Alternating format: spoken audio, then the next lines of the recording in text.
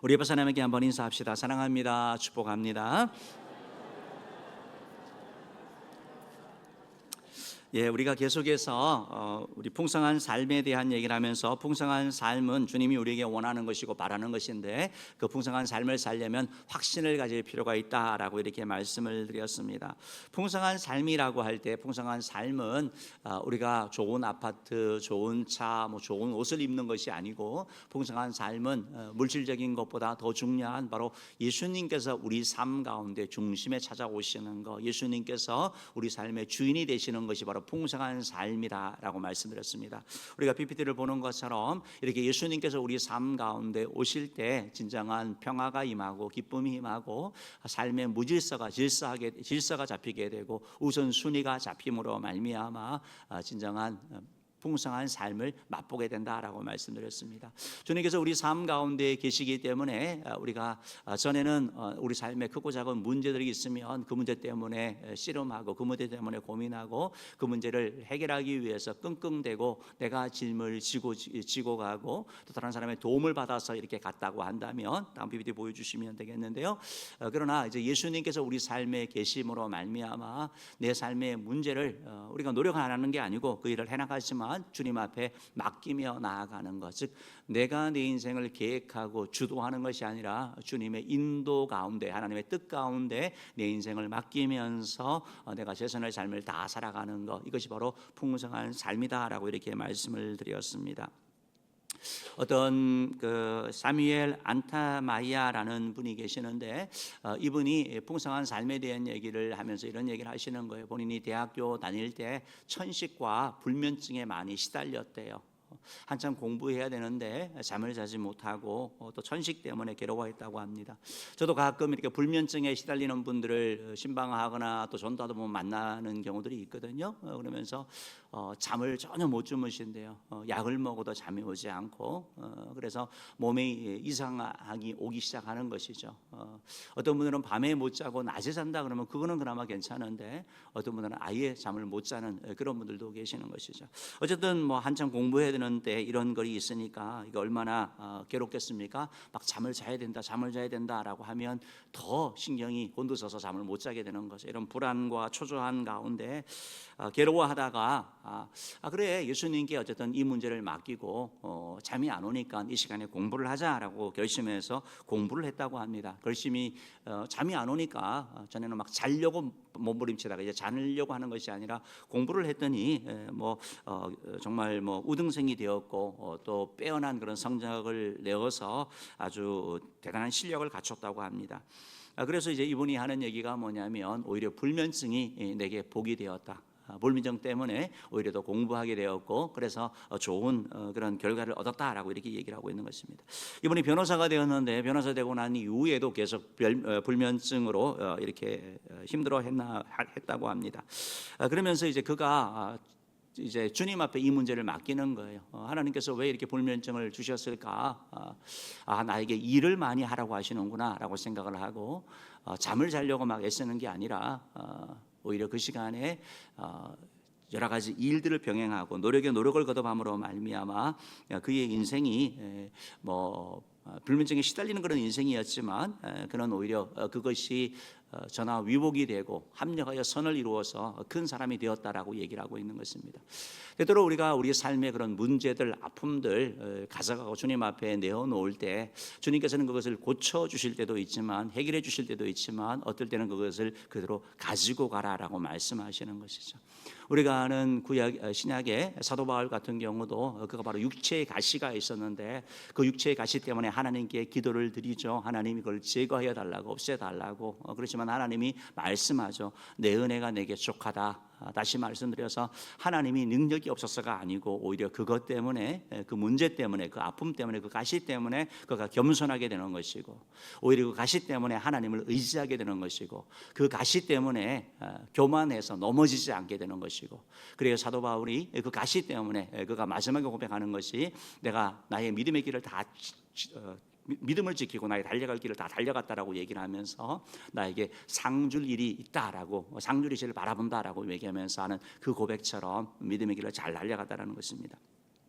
여러분, 풍성한 삶이라고 하는 것은 문제가 없는 것이 아니라 문제가 있지만 주께서 때때로 그 문제를 해결해 주시지만, 그러나 그 문제가 때로는 문제가 해결되진 않아서 저는 왜 이게 안 되냐, 이게 왜 안 되냐 하면서 자신을 괴롭혔다고 한다면 주님이 내 삶의 주인이 되실 때는 그걸 통해서 하나님의 뜻을 발견하게 되는 거고, 합력하여 선을 이루실 주님을 바라보면서 맡겨 나갈 때 그 마음 가운데 풍성한 삶이 이루어지는 것을 얘기를 하는 것이죠. 저는 여러분, 풍성한 삶은 주님 앞에 맡기는 삶이고 주님께서 우리 삶의 중심이 되는 삶입니다. 우리가 읽은 말씀을 이렇게 보면서 풍성한 삶이 우리 신앙생활에 너무나 중요한 것이고, 신앙생활을 해나가는 데서 풍성한 삶이 끝나는 게 아니고 확신을 가지는 것으로 끝나는 것이 아니고, 그 확신이 토대가 되어서 믿음의 길 가게 되고 하나님 앞에 나아가게 된다라고 말씀을 드렸습니다. 우리가 지난 주에 계속해서 이렇게 봤던 것처럼 우리가 가져야 될 확신은 하나님의 아들의 이름을 믿는 너에게 이것을 쓴 것은 너희로 하여금 너에게 영생이 있음을 알게 하려 한다라는 말씀처럼 구원의 확신을 말씀하는 거죠.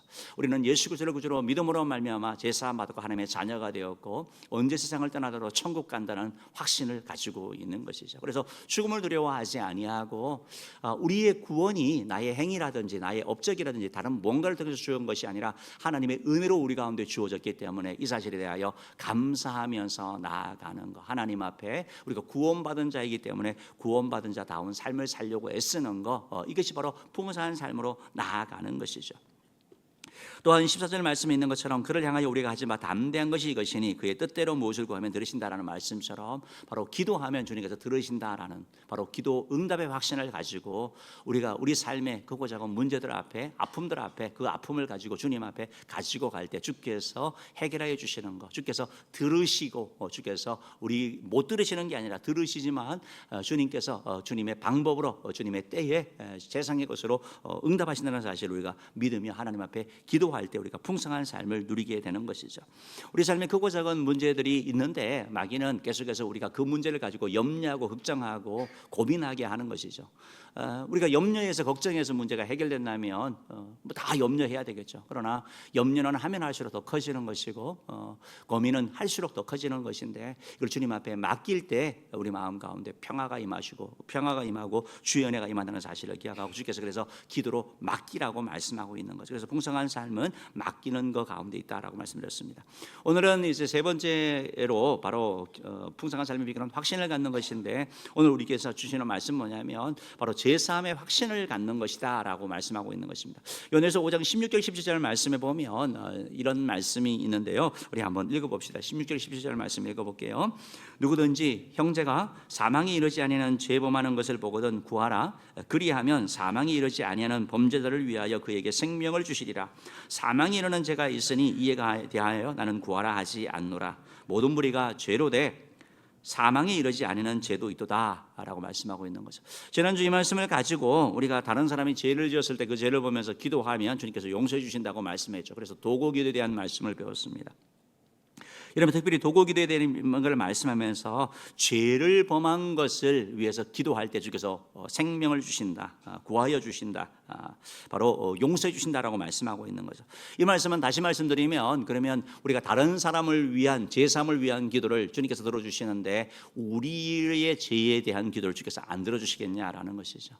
우리의 죄의 문제도 마찬가지로, 다른 사람의 죄도 마찬가지로 우리가 주님 앞에 가져갈 때 주께서 응답하여 주시고 해결해 주신다는 사실을 우리가 믿는 것이죠. 그래서 우리가 주님 앞에 기도하면 주님께서 우리의 죄를 용서해 주신다. 다른 사람의 죄만이 아니라 우리의 죄도 주께서 용서해 주신다는 이 확신을 가지고 있을 때 우리가 풍성한 삶을 누리게 되는 거죠. 왜냐하면 죄는 풍성한 삶을 파괴하기 때문에 그렇습니다. 죄는 풍성한 삶을 무너뜨리는 그런 성질이 있습니다. 죄는 개인을 파괴하고요, 우리의 가정을 파괴하고 교회를 파괴하고 또는 직장까지 파괴하는 바로 무서운 것이 바로 죄라는 것을 우리가 기억을 해야 되는 것이죠. 우리가 하나님의 자녀로 이 땅 가운데 살지만 여전히 우리가 옛 죄의 습관이 있습니다. 이 땅을 살면서 여전히 우리의 본능에 따른 그런 유혹들이 있습니다. 그러다 보니까 우리가 죄에 빠지게 되고 넘어지게 되는 것을 경험하게 되는 것이죠. 그래서 하나님의 말씀을 우리가 어길 때가 있습니다. 그리고 하나님의 말씀에 순종하지 않는 불순종할 때가 있는 것이고, 하나님이 하지 말라고 하는 것이 어기는 것이라고 한다면 하라고 하는 것을 하지 않는 것이 바로 불순종하는 것이죠. 또한 하나님께서 하라고 하는 말씀에 대하여, 순종하라고 하는 말씀에 대하여 그냥 형식적으로 그냥 신용만 내는 부족한 이러한 것도 바로 죄라고 말씀하고 있습니다. 그래서 우리가 생활 가운데서 우리가 몸으로, 입으로, 또 생각으로, 행동으로, 손으로, 발로 짓는 모든 것들이 바로 죄인 것이고, 이 죄가 결국 우리의 풍성한 삶을 파괴하고 무너뜨린다는 것을 우리가 기억해야 되는 것이죠. 원수사단 마귀는 우리가 풍성한 삶을 누리지 못하게 하려고 계속해서 죄를 범하게 합니다. 그래서 아담과 하와를 에덴 동산에서 타락하게 했던 것처럼 우리를 계속해서 유혹해서 타락하게 하고 죄 가운데 거하게 해서 하나님 영광 가운데 이루지 못하는 풍성한 삶을 누리지 못하게 하는 것이죠. 마귀는 우리의 연약함을 잘 알고 있습니다. 사람들은 각자가 다 약한 부분이 있습니다. 어떤 사람은 이성에 약한 사람이 있습니다. 다른 거는 다 괜찮은데 이성의 유혹에 약한, 맥이 없이 무너지는 사람이 있고, 어떤 사람은 다른 건 다 괜찮은데 돈에 대해서는 아주 약한 사람이 있습니다. 돈만 준다면, 아니 돈을 좀 얻을 수 있다면 좀 마음이 이렇게 약해지고 기준도 연약해지는 그런 사람이 있고, 어떤 사람은 명예와 관련되어서 자기 자존심과 관련되어서 이 부분에 있어서는 절대 양보하지 못하고 양보하지도 못하고 때로는 타협하는, 얻기 위해서, 명예를 얻기 위해서 타협하는 신앙이 어떤 그런 지조 없이 가는 그런 것들을 보게 되는 것이죠. 그래서 마귀는 우리의 연약함을 알기 때문에 한 사람 한 사람의 그 연약함을 가지고 들어와서 우리를 무너뜨리려고 하는 것이죠. 마귀는 때때로 우리의 감정을 이용하죠. 우리 사람들이 다 감정을 가지고 있는데 우리 마음 가운데 그런 불안한 감정들, 의심하는 그런 마음들 우리 가운데 심어주기도 하고, 걱정하고 낙심하게 하고 두려워하게 하는 그런 마음들, 때로는 분노로, 화냄으로 말미암아 우리를 파괴시키는 걸 보게 되는 거죠. 분노에 대해서 심리학에서 연구를 하면서 그런 걸 얘기를 하는 거예요. 심리학에서 이제 얘기하면서 사람들이 분노할 때는 대부분의 나는 분노하는 것이 다른 사람 때문이고 외부 조건 때문이다, 환경 때문이라고 얘기를 하지만 실질적으로 보면 20%가 외부 요인이고 80%는 자기 자신 때문에 분노한다라는 거예요. 자기 뜻대로 되지 않았다라는 것 때문에, 자기가 무시당했다는 것 때문에, 자존심 상하는 것 때문에, 마음대로 되지 않는 것 때문에 사실은 폭발하고 분노하고 드러내고, 그러므로 말미암아 결국은 풍성한 삶을 누리지도 못하고 다른 사람에게도 상처도 주고, 그래서 우리가 주의 은혜를 누리지 못하게 되는 것입니다. 마귀는 이러한 우리의 감정만이 아니고 우리 생각 가운데서도 가라지를 심어줘서 하나님의 말씀이 아니라 말씀을 비틀어지게 해서 우리의 생각을 죄악 가운데 이끌어가게 되는 걸 보게 되는 것이죠. 어쨌든 마귀가 이런 일들을 우리 가운데에서 결국 죄로 말미암아 우리 삶을 파괴시키는데요. 여러분, 구약의 다윗 왕을 보면 다윗 왕에게는 바로 성적인 문제로 그 가운데 찾아왔죠. 그때 다윗이 죄를 범했습니다. 넘어졌습니다. 그러고 나서 그의 삶에 있은 것이 무엇입니까? 바로 마음의 괴로움이죠. 그의 마음에 풍성한 삶을 누렸던 그런 기쁨과 즐거움과 감사가 다 사라졌습니다. 하나님과의 관계가 문제가 생 것이죠. 그래서 시편 51편 12절 말씀 보면 이렇게 고백을 하죠. 읽어봅시다. 시작. 나의 죄악을 말갛게 씻으시며 나의 죄를 깨끗이 제하소서. 12절 말씀인데요. 주의 구원의 즐거움을 내게 회복시키시고 자원하는 심령을 주사 나를 붙드소서. 구원의 즐거움이 없어지는 거예요. 구원의 즐거움. 죄가 있음으로 말미암아 즐거움이 없어지고 감사가 없어지는 거예요. 그래서 전에는 찬양을 흥얼거리고 기쁘고 했다라고 한다면, 죄가 우리 가운데 하면 찬양이 사라지고 그 마음이 어두워지는 것을 보게 되는 거죠. 죄는 우리 마음의 기쁨과 감사와 행복과 평안을 뺏어가는 것을 보게 되는 것이죠. 물론 죄라는 것이 우리의 구원과 관련되지는 않습니다. 그러나 하나님과의 관계에 있어서 우리의 내면의 그런 기쁨을 뺏어가는 걸 얘기하는 것이죠. 죄는 때때로 우리 삶 가운데 질병을 가져오기도 하는 것입니다. 모든 질병이 죄로 말미암아 오는 것은 아니지만 어떤 질병은 죄로부터 오는 것을 보게 되는 거죠. 요한복음 5장 14절 말씀 보면 예수님께서 38년 된 병자를 고쳐주셨는데, 고쳐주시고 나서 예수님께서 이렇게 말씀을 하셨죠. 읽어봅시다. 시작. 그 후에 예수께서 성전에서 그 사람을 만나 이르시되 보라, 내가 남았으니 더 심한 것이 생기지 않게 다시는 죄를 범하지 말라 하시니. 어떤 사람은 하나님의 영광을 위해서 범죄 그 병이 있다라고 말씀하셨고 장애가 있다고 말씀하셨는데 지금 38년 된 병자 같은 경우는 바로 죄로 말미암아 생긴 걸 말씀하고 있는. 그래서 어떤 부분에서 죄라는 것이 우리 삶 가운데 질병으로 우리 가운데 찾아오기도 한다라는 우리가 보게 되는 것이죠. 또한 죄는 성경을 봤을 때 우리 삶 가운데 실패와 어려움, 난관으로 찾아오게 되는 걸 보게 됩니다. 여러분 구약에 이스라엘 백성들이 출애굽을 하고 나서 여리고성을 무너뜨렸죠. 하나님의 은혜로. 그리고 나서 아간이라는 한 사람의 물질에 대한 욕심으로 말미암아 물질을 훔치게 되는 일을 범하죠. 그러고 나서 그 공동체가 얻은 것이 무엇입니까? 바로 아이성이라는 작은 전투에서 패하는 일들이 일어나게 된 거죠. 한 사람의 범죄로 말미암아 공동체가 전쟁에서 패하는 일이 일어나게 되는 것, 바로 죄가 실패를 가져오는 것을 말씀하고 있는 것이죠. 구약의 요나 같은 인물은 하나님의 말씀에 불순종해서 간 거죠. 불순종한 것이 바로 죄죠. 그때 무슨 일이 일어났습니까? 요나가 탄 배가 풍랑을 만나서 함께 배 있던 사람들이 다 고생하고 어려움을 겪는 거 우리가 보게 되는 것처럼 마찬가지로 죄라는 것이 때때로 우리 삶 가운데 실패와 어려움과 문제를 가져오게 된다는 것을 보게 되는 것이죠. 그렇기 때문에 우리는 죄를 정말 심각하게 여겨야 되는 것이고 죄가 풍성한 삶을 파괴한다는 것을 우리가 잘 기억하고 나갈 필요가 있다라는 것입니다. 여러분 죄는요 우리 마음에 죄책감을 계속해서 심어주는 거예요. 죄책감으로 말미암아 일하지 못하게 하는 것을 보게 되는 것입니다. 어떤 분이 이제 그런 일이 있었는데 이제 부부 싸움을 한 거예요. 부부 싸움을 너무 했는데 아주 심하게 싸운 것 같아요. 그래서 남편이 너무 화가 나가지고 그냥 차를 운전해서 나가면서 차가 후진을 한 거죠. 후진을 하고 이제 나가려고 한 거죠. 그런데 차 뒤에 2살짜리 아들이 놀고 있었던 거예요. 보지를 못한 거죠. 사고를 낸 거죠. 그때 그 일 이후로 이분은 밥을 먹을 수도 없고 잠을 잘 수도 없고 일을 할 수도 없고 계속 시달리는 걸 얘기를 하는 거예요. 계속 시달리는 걸 얘기를 하는 거예요. 우리 삶 가운데도 결국 죄라는 것이 때로는 우리를 어떤 실패가 우리 마음 가운데 고통과 어려움을 가져오게 되는 것을 보게 되는 것이죠. 우리가 기억해야 될 것은 뭐냐면 풍성한 삶을 파괴한다. 죄라는 것은. 그리하여 우리가 죄에 대하여 경각심을 가질 필요가 있다라는 것입니다. 두 번째, 그렇지만 이 죄가 해결될 수 있는 방법이 있습니다. 죄를 해결하는 방법이 있는 것이 바로 오늘 성경이 우리 가운데 말씀하시는 거죠. 그래서 죄 범하는 것을 보거든 그를 위하여 기도하라고 말씀하는 거죠. 죄를 범할 때 하나님께서 우리에게 해결책을 주셨습니다. 우리가 이 땅을 살면서 죄를 안 지면 좋겠는데 저와 여러분 모두가 죄를 범하는 그런 존재들이죠.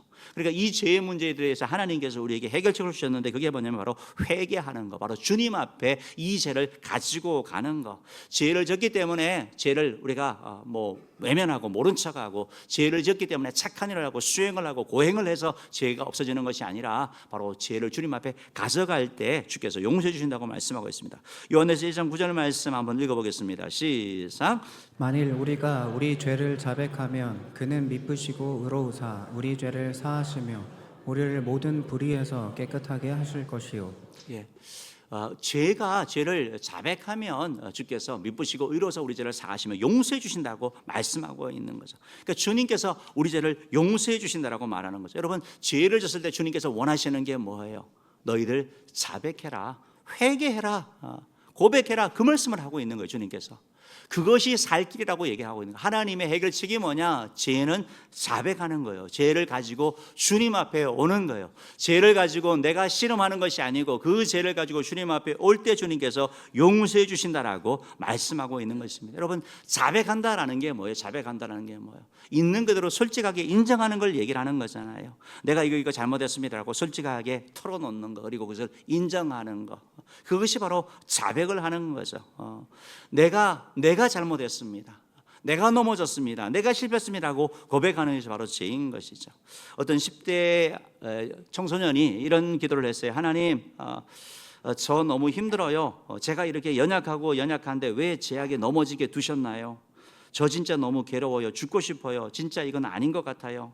사람들의 시선도 무섭고 부모님 얼굴에 먹칠한 제 자신이 너무나도 싫어요. 정말 이 세상에서 사라지고 싶은 마음이 떠나질 않아요. 저를 낳은 부모님은 무슨 죄인가요? 저 이겨낼 수 있겠죠? 저 다시 제자리로 얼굴 들고 돌아갈 수 있겠죠? 왜 이렇게 한순간에 다 무너지게 하셨나요? 죄악 가운데 있는 제가 너무 미워요. 그리스도인이라고 해놓고 부끄럽게 살던 제가 너무 싫어요. 하나님 제발 아무것도 없어도 되니까 저 버리지만 말아주세요. 저 쓰러지지 않게 붙잡고 있어주세요. 이렇게 기도를 했어요. 여러분, 아이가 한 기도 치고는 대단한 기도지만 여러분 기도를 들어보니까 다 하나님이 왜 안 잡아주셨냐고, 하나님이 왜 죄를 짓게 했냐고. 하나님이 죄를 짓게 한 게 아니에요. 본인이 죄를 지은 거죠. 우리의 기도도 때때로 이럴 경우들이 많아요. 뭐 핑계대고 변명하고, 이건 회개가 아니에요. 이건 고백이 아니에요. 주님은 주님 내가 잘못했습니다라고 고백을 하는 거예요. 주님 내가 남의 것을 탐했습니다. 주님 제가 쾌락을 너무 사랑해서 이 죄악 가운데 들어갔습니다. 이렇게 고백을 하는 거, 이게 바로 회개고, 이게 바로 주님의 은혜를 잊게 되는 방법이라고 말씀하고 있습니다. 주께서 우리가 이렇게 고백을 하고 주님 앞에 자백을 하면 하나님이 어떻게 주신다고 말씀하고 있습니까? 오늘 요한일서 1장 9절 말씀에 보면 주께서 우리 죄를 사하시고 우리를 모든 불의에서 깨끗하게 해주신다, 우리 죄를 용서해 주신다고 말씀하고 있는 거죠.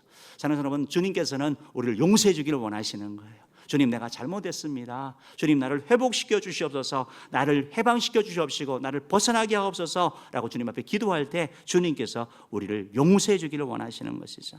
여러분, 주님께서 얼마나 용서해 주기를 원하시는지 성경에 그 표현이 있는데요, 시편 103편 12절 말씀 보면 이런 말씀이 있어요. 읽어봅시다. 시작. 동이 서에서 먼 것 같이 우리의 죄과를 우리에게서 멀리 옮기셨으며. 여러분, 동에서 서가 멀잖아요. 끝과 끝이잖아요. 이 말씀이 뭐예요? 완전한 용서를 말하는 거예요. 주님 앞에 우리가 회개하면 주님께서 동이 서에서 먼 것처럼 우리 죄가를 우리에게서 멀리 옮기신다, 완전하게 용서해 주신다고 말하는 거예요.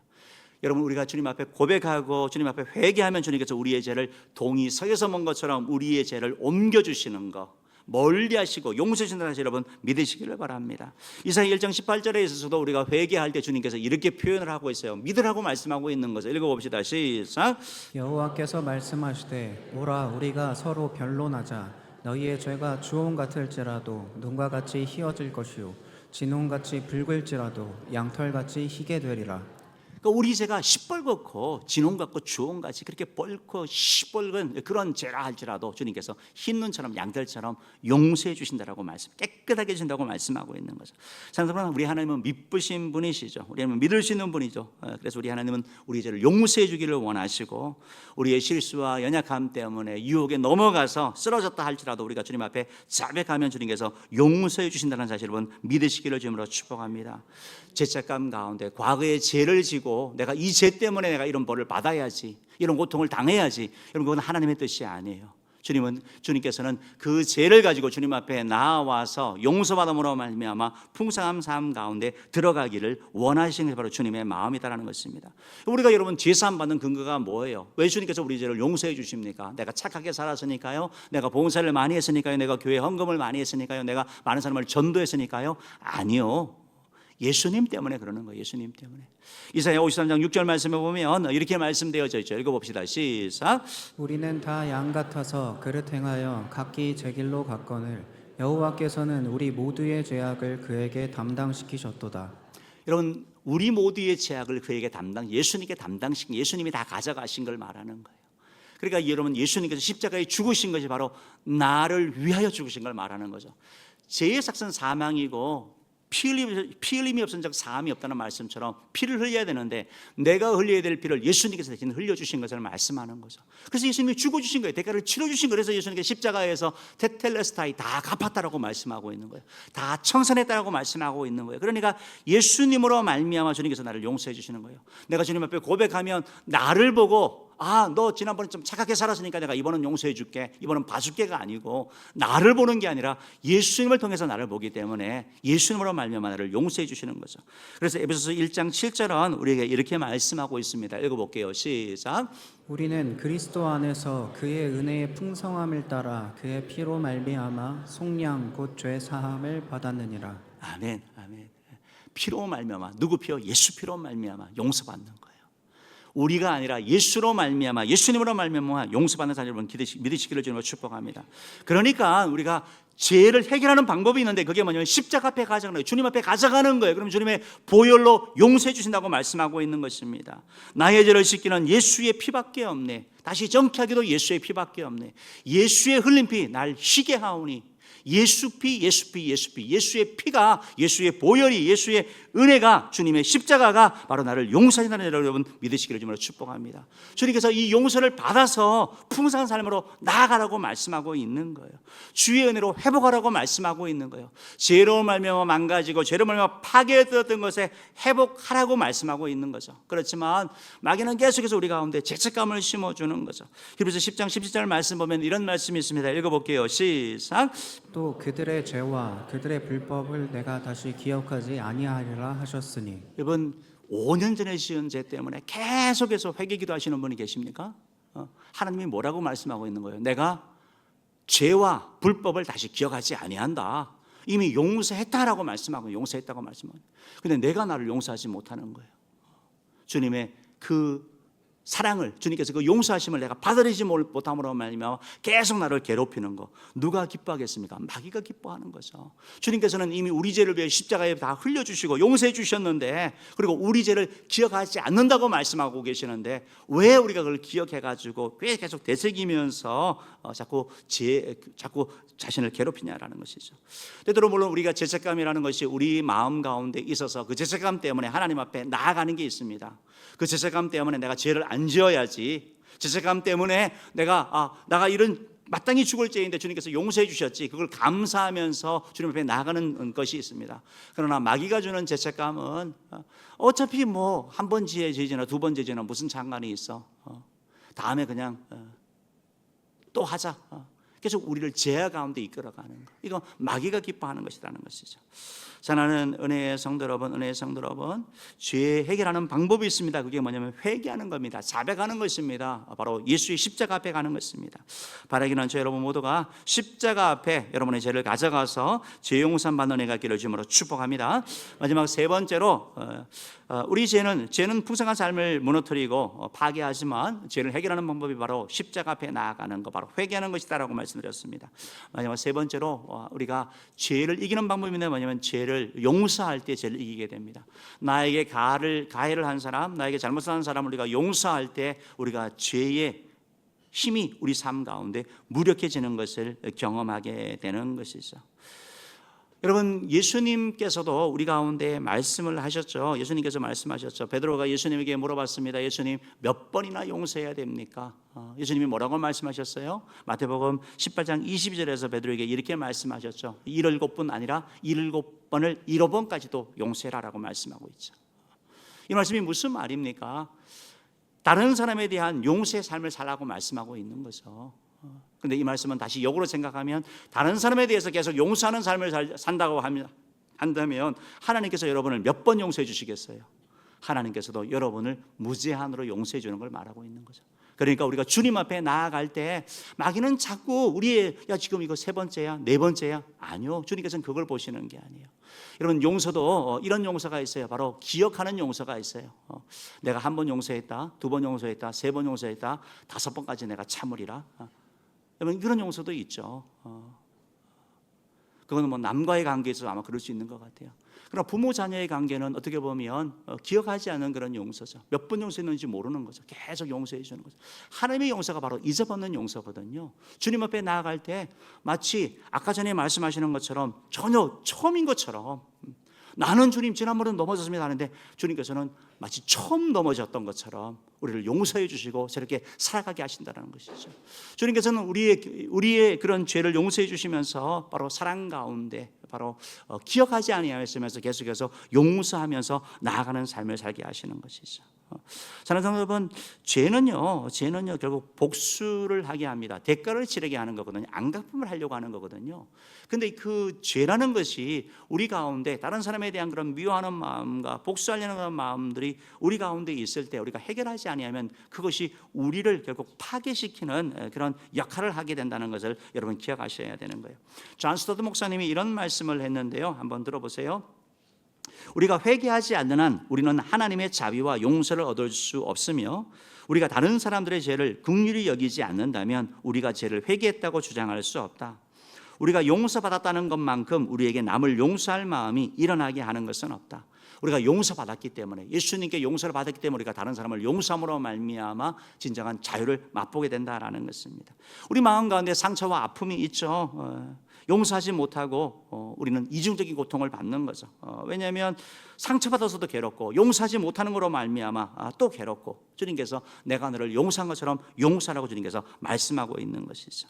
누가복음 17장 3절 말씀을 보면 이런 말씀이 있습니다. 읽어봅시다. 시작. 너희는 스스로 조심하라. 만일 내 형제가 죄를 범하거든 경고하고 회개하거든 용서하라. 죄를 범하거든 경고하고 회개하면 여러분 용서라고 말이죠. 우리가 용서를 입었기 때문에 용서하는 삶을 살라고 말씀하고 있는 거죠. 마태복음 6장 14절 말씀에서도 예수님께서 말씀합니다. 너희가 사람의 잘못을 용서하면 너희 하늘 아버지께서 너희 잘못을 용서하시리라. 바로 용서는 연결되어 있는 걸 말하는 거예요. 우리가 용서받은 자이기 때문에 용서하는 삶을 살 때 진정한 용서의 자유를 맛보게 되는 것을 말씀하고 있습니다. 골로새서 3장 13절 말씀에 보면 누구에게 불만이 있거든 서로 용납하여 피차 용서하되 주께서 너를 용서한 같이 너희도 용서하라. 주님께서 여러분의 죄를 기억하지 않고 용서하시는 것처럼, 사랑으로 용서하시는 것처럼 우리에게 그렇게 용서를 하라고 말씀하고 있는 거죠. 우리의 삶 가운데 있는 그런 아픔들, 그 문제를 주께서 주시는 뜻을 깨달음으로 말미암아 우리가 용서하는 삶을 살 때 우리가 자유케 된다라는 것입니다. 사랑하는 성도 여러분, 오늘 말씀을 좀 정리하도록 하겠는데요. 우리의 풍성한 삶의 비결은 바로 제3의 확신을 갖는 거예요. 여러분, 죄는 우리를 파괴하는 것입니다. 그런데 마귀는 뭐라고 하면 죄와 친구가 되라고 말하고 있습니다. 죄가 주는 즐거움, 죄가 주는 기쁨을 누리라고 말씀하고 있는 거죠. 그러나 주님께서는 우리에게 죄의 그 흉측함을 보라고 말씀하고 있는 것입니다. 성령님은 그것을 깨닫게 하시는 것이죠. 또한 마귀는 우리 삶 가운데 회개를 해도 계속 죄책감 가운데 살아가게 하는 것입니다. 주님은 이미 다 용서했다라고 하는데 우리 마음 가운데 죄책감이 있어서 그 죄책감이 우리를 괴롭히는 거죠. 여러분, 계속 용서하지 않음으로 말미암아 불면증에 시달리고 우울증에 시달리기도 하고 영적인 성장을 맛보지 못하는 것을 우리가 알게 되는 것이죠. 자기 자신을 파괴적인 행동까지 나아가게 되는 것을 보게 되는 것이죠. 또한 더 나아가서 주님께서는 용서하라, 내가 너를 용서한 것처럼 또 용서하라고 말씀하는데 우리 마음 가운데 마귀는 복수해라, 갚아줘라, 갚아야지, 너 바보야, 이런 말을 자꾸 주는 거죠. 우리 마음을 굳어지게 하는 것이죠. 사랑하는 성도 여러분, 바라기는 여러분 모두가 마귀의 그러한 우리 마음을 도둑질하고 죽이고 멸망시키려고 온 그 도둑의 마귀의 그 괴계에 빠지지 아니하고 정말 죄의 그 흉측함을 깨닫고 그 죄가 우리 삶 가운데 있을 때 주님 앞에 나아가 회개하시기를 바라고, 그리고 또한 더 나아가서 여러분 삶 가운데 용서받은 자로서 용서를 베푸는 자에게를 주님으로 축복합니다. 기도하겠습니다.